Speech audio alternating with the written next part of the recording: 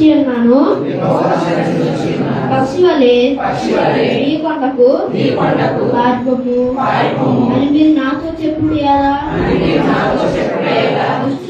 దుష్టులు ఇల్లెక్కు పెట్టి ఉన్నారు. చీకటిలో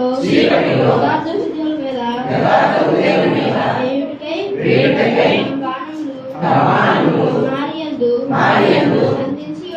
సంధించి ఉన్నారు. పునాదులు పాడైపోగా నీతిమంతులు ఏం చేయగలరు? యెహోవా తన పరిశుద్ధాలయంలో ఉన్నాడు.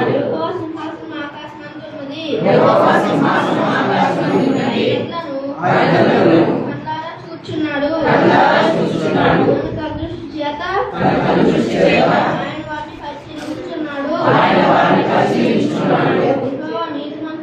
యెహోవా నీతిమంతులను పరిశీలించును. బలాత్కార శక్తులను ఆయనకు అసహ్యులు. దుష్టుల మీద ఆయన ఉరులు కురిపించును. అగ్ని గంధకములను వడగాలియు వారికి పానీయ భాగమవును. యెహోవా నీతిమంతుడు. ఆయన నీతిని ప్రేమించువాడు. యథార్థవంతులు ఆయన ముఖ దర్శనం చేసెదరు. యెహోవా నన్ను రక్షింపుము. భక్తి గలవారు లేకపోయిరి. విశ్వాసులు నరులలో ఉండకుండా గతించిపోయిరి. అందరూ ఒక్కరితోనొకరు అబద్ధములాడుదురు. మోసకరమైన మనస్సులు గలవారై పెదవులతో పలుకుదురు. యెహోవా ఇచ్చుకోలాడు పెదవులన్నింటినీ ఇంకంలో నాలుగులన్నింటినీ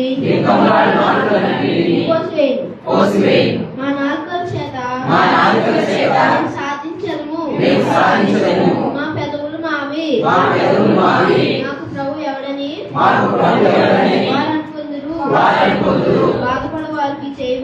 బాధపడ వారికి చేయబడిన బలాత్కారమును బట్టి దరిద్రుల నిట్టూర్పులను బట్టి ఇప్పుడే లేచెదను. రక్షణ కోరుకున్న వారికి